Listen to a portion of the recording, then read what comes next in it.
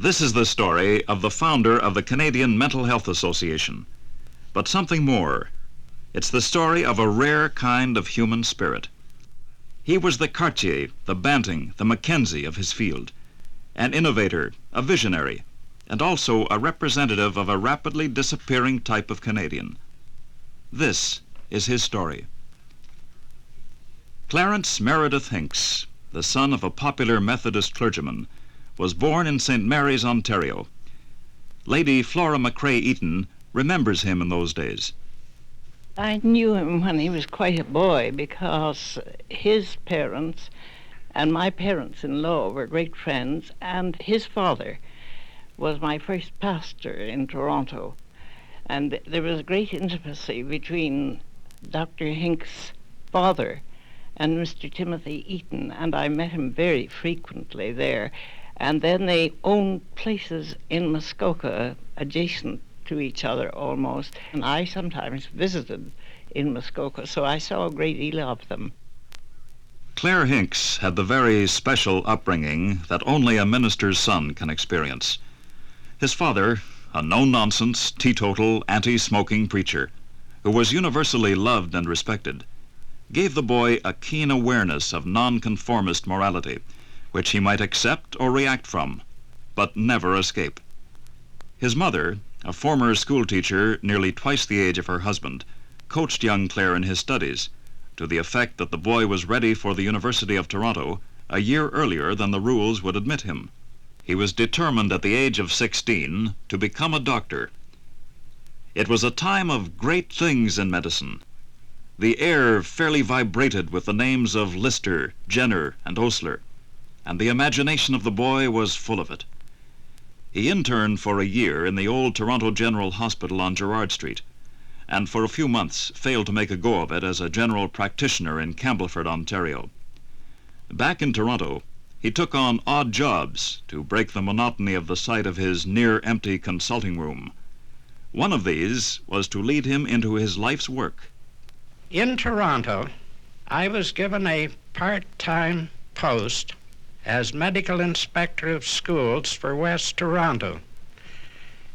And I had gone on the basis that the teachers there and the nurses and parents would bring me children with physical disabilities.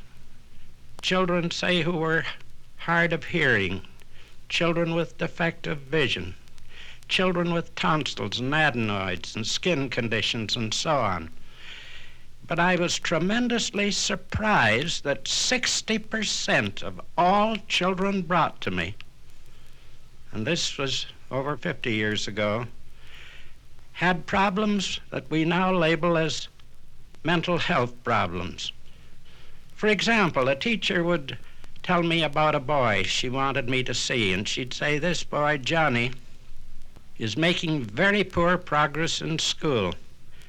Now I want you to examine him, and I want you to tell me whether his backwardness is due to me as a teacher or whether there's something wrong with this boy." Well, of course, I had had no training to deal with such situations. And this embarrassed me. And so I went back to the university and I asked Mr. Brebner, the registrar, if they had a course in the university in the field of human nature where I might learn something more. And he said, "No, we've got a subject that's called psychology." He said, "Unfortunately, I don't think they're very much interested in live human beings and how they act." However, I joined a postgraduate group in that course, but I learned nothing about human nature. And then one day, I read in a Toronto newspaper that there was going to be held in Buffalo a World Congress on School Hygiene. And I thought, my, surely somebody will be there who is encountering the type of problems that I'm encountering in West Toronto. And I got the Toronto Star to send me there as a special correspondent. And in Buffalo, I was fortunate in meeting a man who had just come out from Belgium and who had been working with Binet and Simon, who were the first men in the world to develop intelligence tests. And I remained with this man long enough to learn the technique of administering the tests, and then came back to Toronto. I felt in West Toronto they'd considered I was more or less using their children as guinea pigs, so my friend Judge Starr of the juvenile court said, well, Hincks, he said, I'll give you all the children you want to use to test. And so I got an office in the Toronto City Hall and examined hundreds of boys and girls with these Binet-Simon tests and found that they were more or less valid. And of course this helped me in my work in West Toronto. And at that time, Dr. C.K. Clarke heard about my work with these children. Dr. C.K. Clarke is a legend in Toronto medical circles today. After 30 years as superintendent of the Kingston Mental Institution, he held 3 important posts in Toronto. He was dean of the Faculty of Medicine and professor of psychiatry at the university, and superintendent of the General Hospital. Following a tour of the European psychiatric clinics, he became determined to found one in Toronto. He said, I want to start one with your help. And we brought in a medical colleague of mine, Dr. O.C.J. Withrow, and we secured Miss Marjorie Keyes, who, by the way, is now my wife. She is a trained nurse from the Toronto General Hospital. And we started this clinic. And inside of 6 months, it became the largest attended clinic of any type of clinic in Canada. Professor Emeritus E.A. Butt, now in his late 70s, but a young psychologist in those days, was also brought into the clinic, which was held on a weekly basis. Dr. Hincks and I were closely associated because we had to devise our own methods of gauging the abilities of youngsters who came, and probably on some occasions had to resort to Dr. Clarke's favorite device, which was to measure how far the youngster could spit, which isn't a bad gauge of his motor coordination.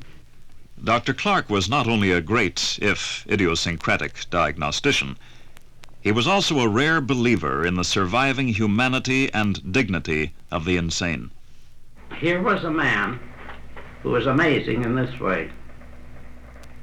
He loved the mentally ill and the mentally deficient as you and I love children. He had empathy to the nth degree. He was lonely if he didn't have patients around him. He always insisted on having a maid with a psychosis to look after him, always. And patients knew as soon as they saw him, and they'd say to me, thank God, here's the first man who understands me. Do you see? He was easily the greatest psychiatrist this country ever produced. Set up at a time when the attention of most Canadians was diverted overseas to places like Ypres, Vimy Ridge, and Passchendaele, Dr. Clarke's outpatient psychiatric clinic began to work a revolution in Canadian medicine. We decided right from the start to have it a teaching clinic. And we made all our examinations, all of them, with groups of nurses, social workers around us. Our patients were referred by the police, they were referred by teachers, they were referred by social workers, they were referred by doctors, they were referred by clergymen, they were referred by the whole community. And we were flooded with them. Everything, everything. Everything from the most pronounced psychotic to what you'd call a rather mild behavior problem with a boy or a girl. Everything.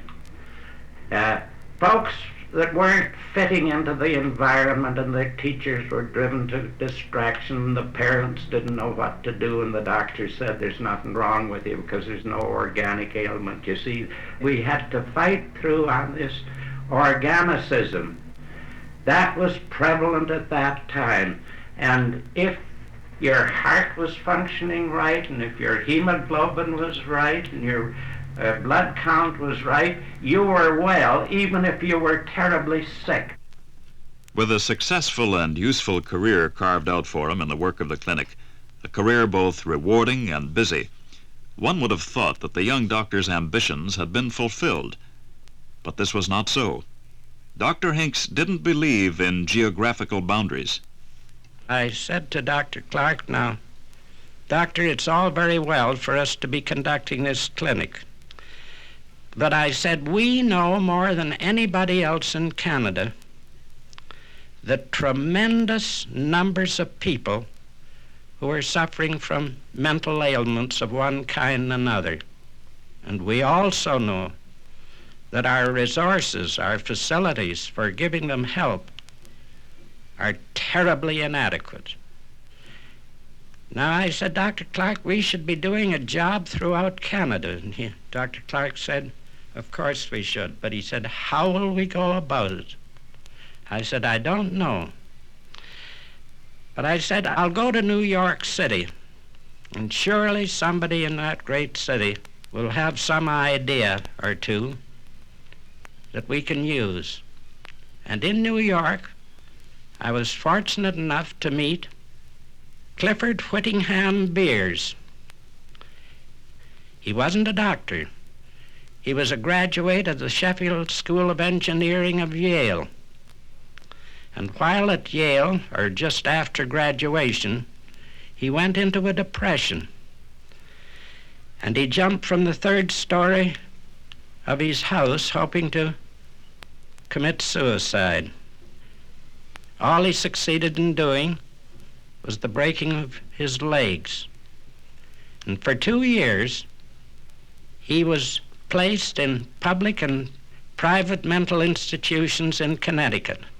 And nobody who was looking after him had the slightest understanding of his case. Indeed, he was subjected to a lot of brutality. And when he came out, he wrote a book about his experiences, called that book A Mind That Found Itself, and sent the manuscript on to William James, the greatest psychologist this continent has ever produced, William James of Harvard. And William James said, this is a classic. And so Mr. Beers then gave up the notion of going through in an engineering profession, and he started the first mental hygiene society in the world in Connecticut. And it went so well, he then moved on to New York, and he had a Midas touch. He could raise money everywhere. And he started the National Committee for Mental Hygiene. He surrounded himself with the finest medical men, finest scientists. And that was the beginning of the mental hygiene movement in the world.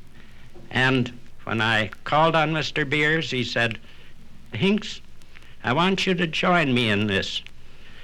I want you to develop an organization in Canada, and together we'll push this thing around the world. And in effect, that's what they did.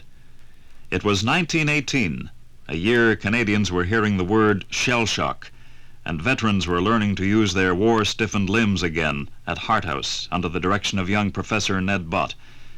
Feeling that the moment was right, Dr. Hincks began to build his Committee for Mental Hygiene. I went to interview Sir William Peterson, who was principal of McGill University, and arranged through him to meet the entire faculty of medicine of McGill. And I told them that our experience at this clinic in Toronto led us to believe that the mental hygiene problem was one of the biggest problems the country faced. And I said we need the support of the medical profession. And they said, well, you can count on us. So I then proceeded to Ottawa and had a chat with the Governor-General, who was the Duke of Devonshire, and told him of the great need for a national organization in Canada in this field. And he said, well, I'm sympathetic with you. And when your board of directors invites me, I'll extend my patronage. But I said, oh, Your Excellency, that would be too late. We have no board of directors. And he said, what, you want my support for something that doesn't exist? I said, exactly. I said, you see, in an organization of our type, we have to have the strongest board of directors in Canada. Now, if you give your patronage now, I'll use your name in vain and I'll go out and get that board. And so he laughed and he said, all right, my wife and I'll do anything we can for you. And then I returned to Sir William Peterson and asked him for a list of 20 outstanding Canadians. And he gave me this list, and I called on these gentlemen personally, including Lord Shaughnessy, who at that time was president of the Canadian Pacific Railroad, and secured 18 out of the 20. At that time, I was very modest in my requests for money. $3,000 spread over 3 years from each individual. $18,000 a year was a happy beginning, but it hardly covered the plans that were growing in Dr. Hincks' mind. He needed still more, and knew that he would go on needing it if the work he envisaged was to continue. Hincks hoped that an old friend, Lady Eaton, might be willing to help. He telephoned me and said he would like me to meet him, and that Clifford Beer was going to be speaking for him at one of his meetings. And then Dr. Hincks was organizing, with great difficulty, he was organizing a meeting at which he was going to speak. And he asked me if I would be one of his friends sitting on the platform with him, as Mrs. Warren was going to be there, and as I already had done some work with Mrs. Warren and knew that she only believed in people who had something to give, I was willing to do that. And after Dr. Hincks had told his story, he said, well, that's it. And Mrs. Warren quickly got up and said, oh, Dr. Hincks, you can't leave it at that. She said, aren't you going to ask for subscriptions? And he said, no, I hadn't thought of it. Well, she said, you must, and I'm willing to put up so much money. And turning to me, she said, and what about you, Lady Eaton? I said, well, I'll do the same thing. And before the meeting was over, he had pledges for $10,000. Further meetings were held in other wealthy drawing rooms, and enough money was finally raised to establish the Canadian National Committee for Mental Hygiene. Dr. Clarke was its first medical director, and Miss Marjorie Keyes was its first paid employee.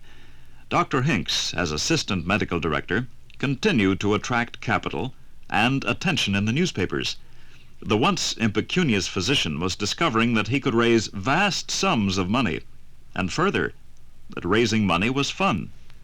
I found that our needs were so great in our Canadian universities for the building up of departments of psychology, social work, psychiatry, and for research, that we needed millions. How do you separate $1 million from a millionaire? It's the easiest thing in the world. All I do is to expose perhaps a little contagious enthusiasm for what I'm interested in, and they become interested in it. I remember in Montreal, Lord Athelstan, who at that time owned the Montreal Star, he was told to beware of me. I walked into him, and came away with $3,000 or $5,000, I forget which, and he said, I'm interested in this giving because it's the easiest money I ever gave away in my life. And that isn't quite as interesting as the money I got when I was in a snowdrift on a train between Montreal and Quebec City. And in this snowdrift, I shared an apple that I had with a man in the other berth below me who had a chocolate bar. And he said, you seem to be awfully restless. And I said, yes, I'm wanting to be in Quebec City. I said, I want to meet some men there. And I said, I think they want to give me some money. Well, he said, just so that you won't consider this being in the snowdrift a waste of your time, he immediately gave me $3,000. He could talk anybody into almost anything if he tried. I remember he told me once that in his early days in medicine, he got mixed up with a few small promotions of one kind and another, where he would have to go to see bank managers and arrange loans. And he said after a short time at this, he pulled out of that because he realized perfectly well that it was too dangerous. He could get anything he wanted from a bank manager. Dr. Harry B. Spalding, a colleague of Dr. Hincks. An anonymous colleague of Dr. Hincks once wrote, unlike other prophets who care not for gold, Clare Hincks has a greed that is quite uncontrolled. Of the pickpockets' college, he ought to be dean. But it's all in the interests of mental hygiene. At once the money was put to work. The first major project was a long overdue national survey and report on the state of our mental institutions. The first asylum, as they were called in those days, that we visited at the request of the Manitoba government was the asylum in Brandon. I'll never forget it as long as I live. That asylum had 900 patients and only one doctor. He was the superintendent, and he was so busy looking after the asylum farm and signing death certificates that he had no time for the treatment of patients. There was not one trained nurse in the entire institution. The male attendants were the roughest-looking crew of men I have ever seen. And because of the number of black eyes among the patients, it was evident that they used strong-arm methods for control. Over many of the beds was heavy iron grating, and the patients beneath presented the appearance of caged wild animals. There was absolutely no occupational therapy. Patients sat on long, hard wooden benches, many of them in manacles, staring out into space in utter idleness, just waiting for death to give them a release. And so I asked the superintendent how his patients were admitted, and he said most of them come to us via the jails, even although they have committed no offense against society. So Miss Keyes and I visited the jails, and we asked, what do you do when you have a restless mental patient? And they said, oh, we fix them. They had all the paraphernalia for restraint. Manacles, chains, they'd fetter patients down, tying them hand and foot, and transport them to the hospital, and many of them died soon after admission. And then we visited a place in Portage la Prairie, and this place was worse than the Brandon Asylum. There was no medical man at all in the institution. And at the end of one dark ward, Miss Keyes and I saw a cupboard. And I asked the superintendent what the cupboard was used for, and he said, I'll show you. And he opened the door, and there on a hardwood floor was a naked woman with skin as white as snow, and with a little square of towel, she placed it over her eyes because apparently she was unaccustomed to the light. And I asked the superintendent, how long has this lady been in this cupboard? He said, 2 years. I said, has she been taken out? He said, only once, for less than 10 minutes. She was restless. And so we returned her to the cupboard. Now, this was more than Miss Keyes or I could take. I got on a train, went to Winnipeg, and spent from 8 o'clock at night until 3 o'clock the next morning with the Premier and the entire cabinet of the province of Manitoba. And these men said we should get down on our knees and pray to God for forgiveness. They said, you continue your survey, and we'll promise to implement every recommendation you make, and we want you to rewrite our laws. And they came through, and they did. And they spent over $5 million, which was a lot of money when a dollar was worth a dollar. Now, this work in Manitoba, people heard about it all over Canada. And so we were invited then by every provincial government in the country, including Newfoundland, to make surveys. And for 10 years, Miss Keyes and I lived in the mental hospitals of Canada. Wherever they went, they changed official attitudes towards mental illness. Harry Spalding, who more than once arrived in the middle of the night at Red Deer, Weyburn, or Selkirk on a survey with Dr. Hincks, comments. Well, there were two, I would say, main things that Dr. Hincks was largely responsible in this country for overcoming, I think. One was the general attitude toward mental illness, which was a thing to hide and keep out of sight 25 years ago or so.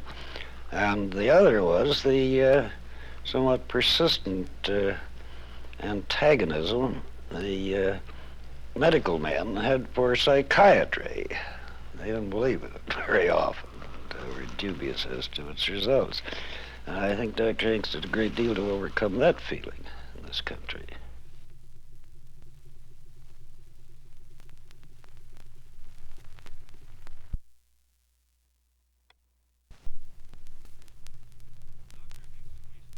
But Dr. Hincks wasted no time trying to convince the unconvincible. He was too busy. Within a span of years, he introduced occupational therapy into mental hospitals, introduced mental hygiene courses into the schools of social work, provided money to train psychiatrists for Quebec schools, promoted mental hygiene traveling clinics, and initiated studies in feeble-mindedness, normal child development, and the mental health of teachers and schoolchildren. Sometimes it seemed impossible to think that they would ever exorcise the specter of taboo and superstition that had always been associated with mental illness.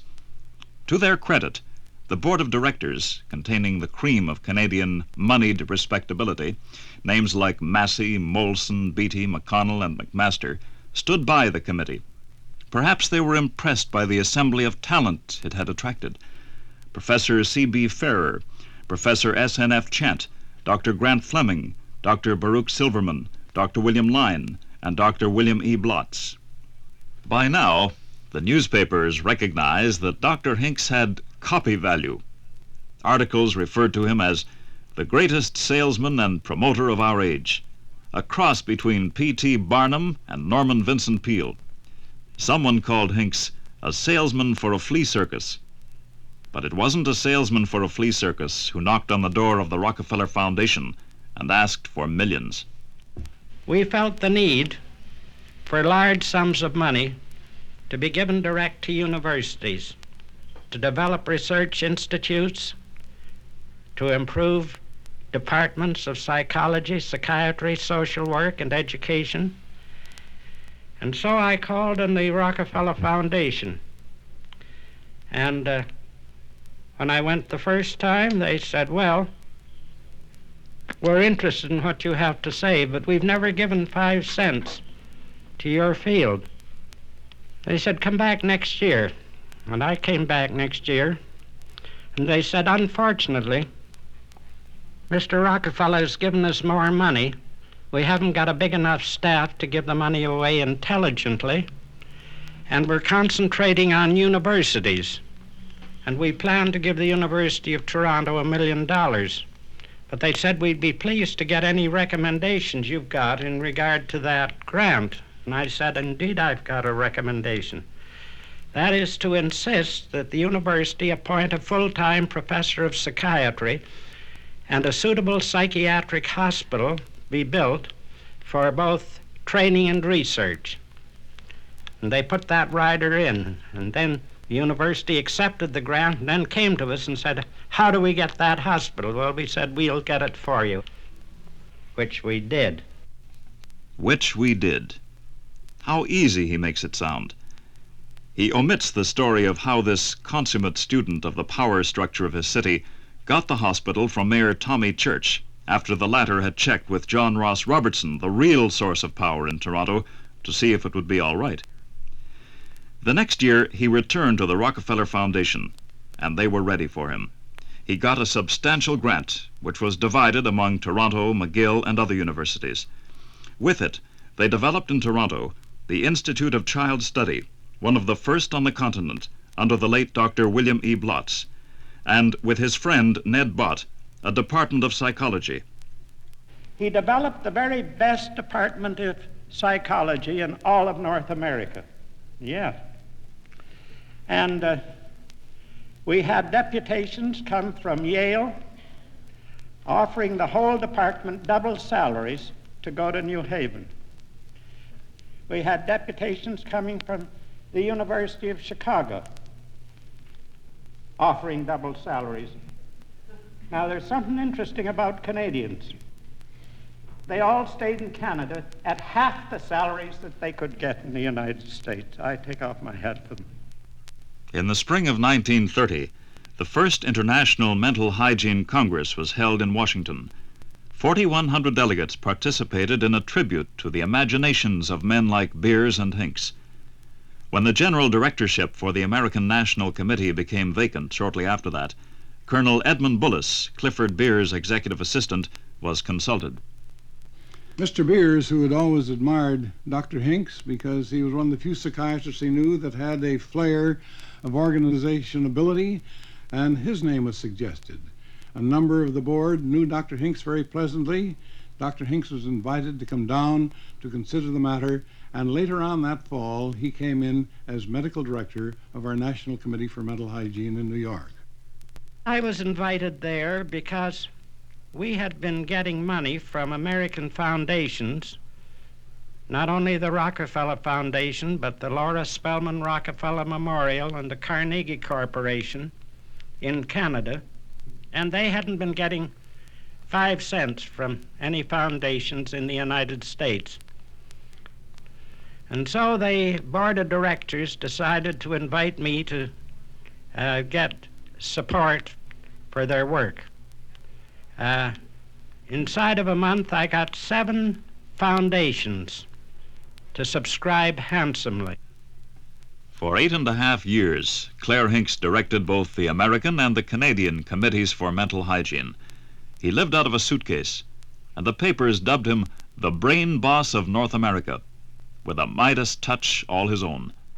In the United States, Dr. Hincks undertook a survey of the top medical schools, preparing the basis for the future training of psychiatrists. He went into partnership with the American Medical Association, at least that's the way he used to put it, in order to demand certification of psychiatrists so that they might in future boast of standards as high as those in any other specialized branch of medicine. For 8.5 years then, Dr. Hincks commuted from Toronto to New York. A glutton for work, he accepted invitations to speak all over the continent and wrote for a wide variety of professional and lay periodicals. This is the sort of thing he turned out on trains, in hotel rooms, in the office, and aboard his boat on Lake Rosso.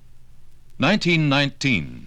Why should acute mental illness be put on a different level than is the case of physical disability in general hospitals? 1929.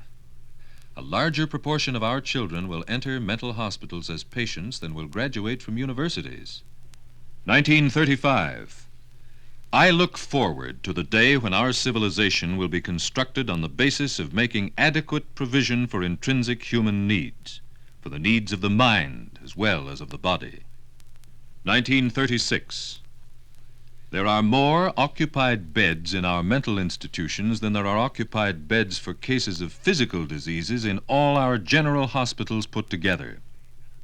While applauding the energy and marveling at his success, one can't help wondering what drove this man with evangelical zeal in a field that others thought beneath contempt. I'm going to say something now about what I consider to be my greatest asset.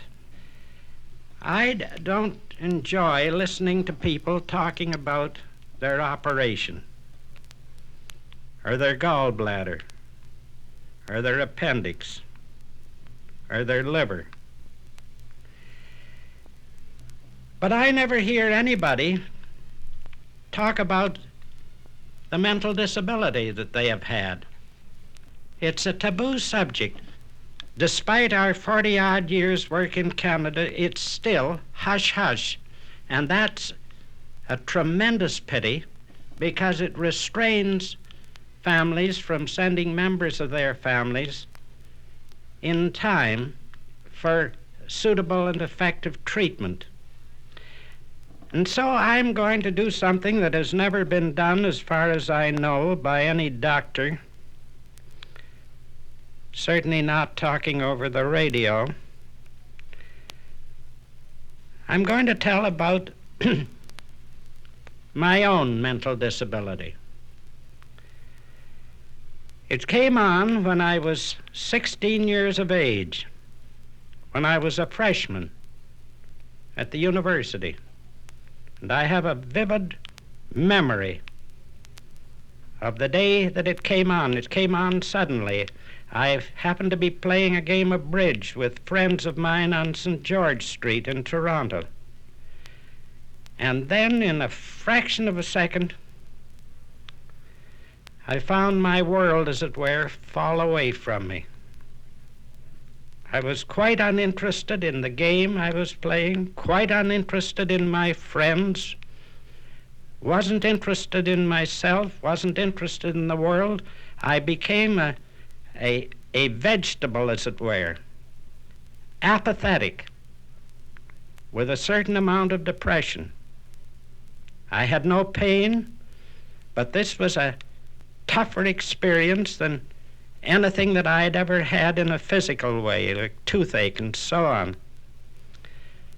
I went home. My mother was wise enough not to inquire too much about me. And slowly, in 2 weeks' time, I became myself again. Well, I'm now 76, as I have said before. And I've had annual attacks until the last 3 years. And the reason I haven't had them the last 3 years, I'm retired. I'm out of the battle and fray. I don't get exhausted as I used to. And these attacks, coming on every year, lasted from 2 weeks to 6 months. And I carried on my work in the meantime. Now, that doesn't mean to say I could work when an attack was on. I was utterly useless. How he carried on, it's hard to say. I don't think anybody but Dr. Hincks could have carried on. His depressions were very profound. But he got through them. Muskoka helped him. He would go to Muskoka in the summer. He loved Muskoka. He loved sailing, and he always felt better there. Then in the fall, he would usually go into the manic phase of his trouble, and that was something. When he was in the manic phase, he would do as much work in a day as most people would do in a week. I knew something about his troubles. I remember when he was in the depths of his depression, for a while he used to come in every morning when he came to the office, and he'd come up to my room and sit and talk about himself and his feelings. He worked out some weird theories as to how he might get rid of his depressions. One's judgment, of course, in those conditions isn't too good, and they were not very effective.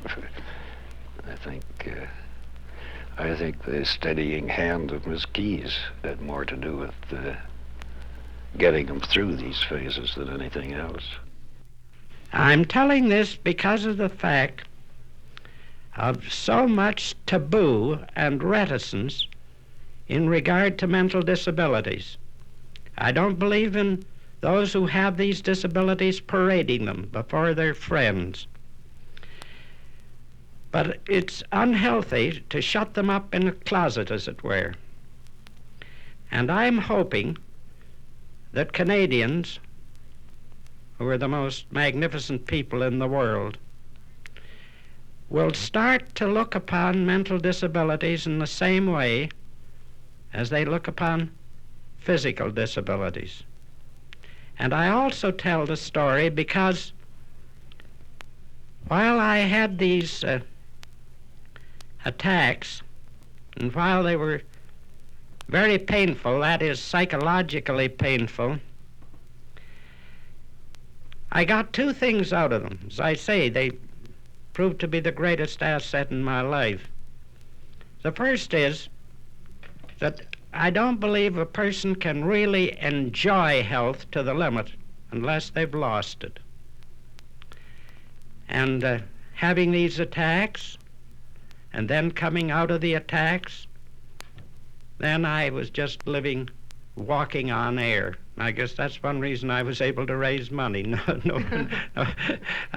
The sun was brighter, the breeze was fresher, people more delightful.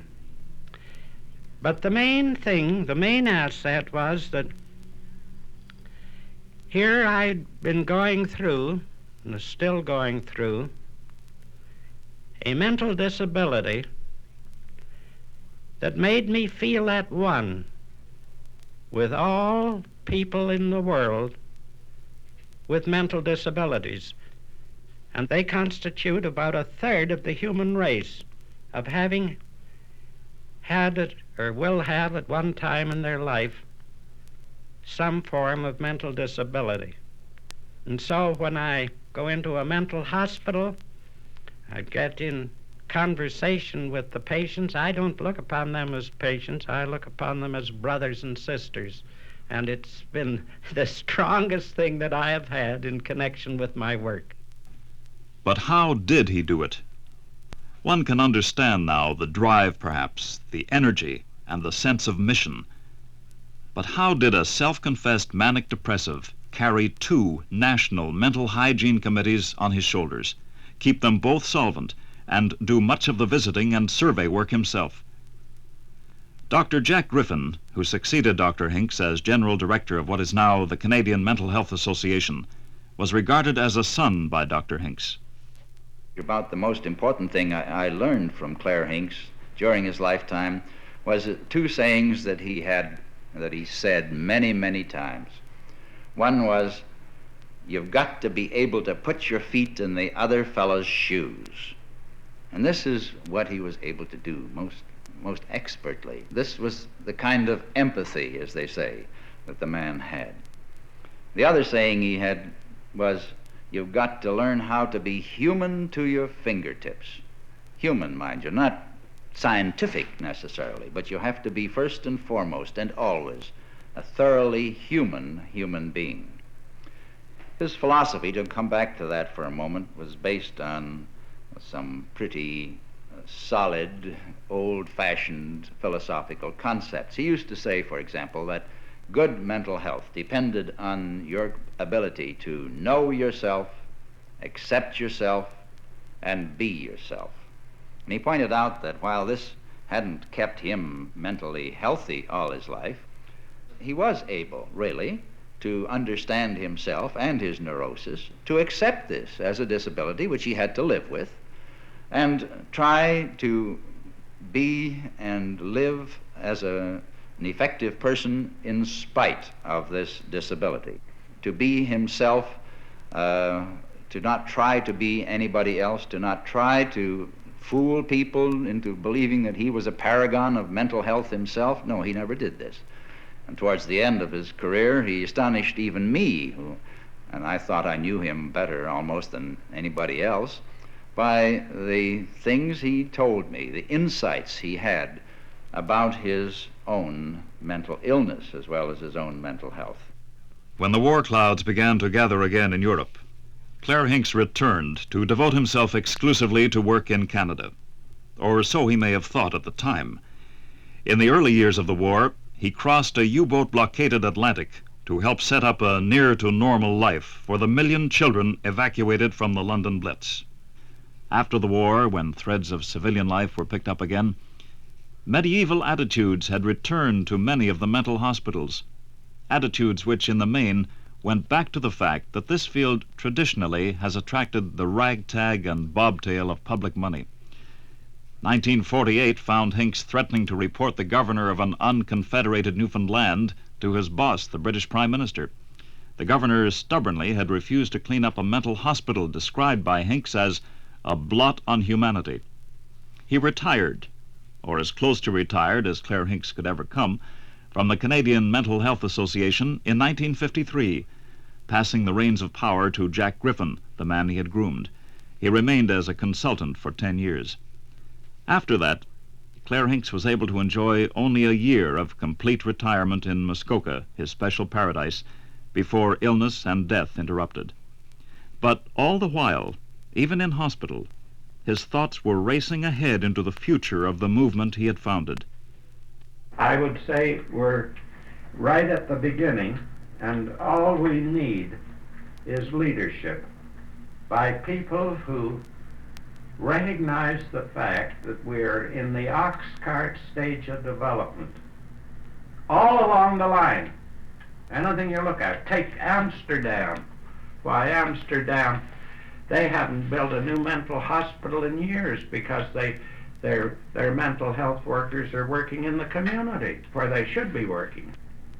If you can get a sufficient number of leaders, one could do it, who just sees the ox cart features of what we've got now in the light of present knowledge.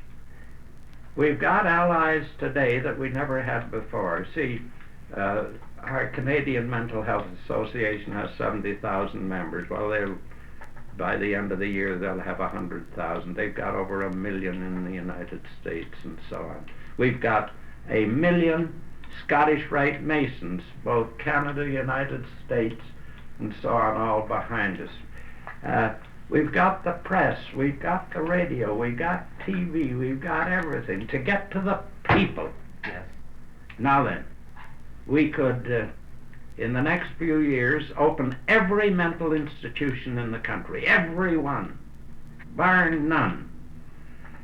We could divide the staff 50-50 between the institutions that are open and work in the community where the real job's to be done. Certainly if you're going to be helping people that haven't already developed these disabilities. We'd work with industry. It's a question of going into partnership with industry from the selfish standpoint of industry. And we haven't made a move there that's major. We've got such blind spots. Future generations will weep over us. They'll call us the Dark Ages. But he was also confident about the future. Jack Griffin has made this mental health movement a people's movement, and I never made it that, and yet it should have been made that. I didn't do it because I didn't know how to do it. And so there's something in the dictum, nothing succeeds like successors. Could Clare Hincks, with his experience and training, have been a top leader in the Canadian Mental Health Association as we know it today? You see, organizations change with the times. The National Committee for Mental Hygiene of the 1920s has now changed to a Canadian Mental Health Association with 10 provincial divisions and thousands of members. It's a citizens' organization. Could Clare Hincks have operated in a citizens' organization? I doubt whether he could as effectively as he did in his own little tightly knit professional group of people that constituted the National Committee. Clare, by virtue of his own experience and the way he developed, was often a lone operator. He was impatient if he had to wait until a whole organization agreed unanimously, or even by its majority, with the policies which he fostered. He would much sooner go out and bang on the desks of the premiers and the ministers of health and really do a job himself. He had little patience with delegations. I don't think he was an organization man, and I thank God that he wasn't, because I do think he accomplished a lot more quickly with his particular kind of personality at that particular time than he otherwise could have. Well, one could go on for hours about this great man.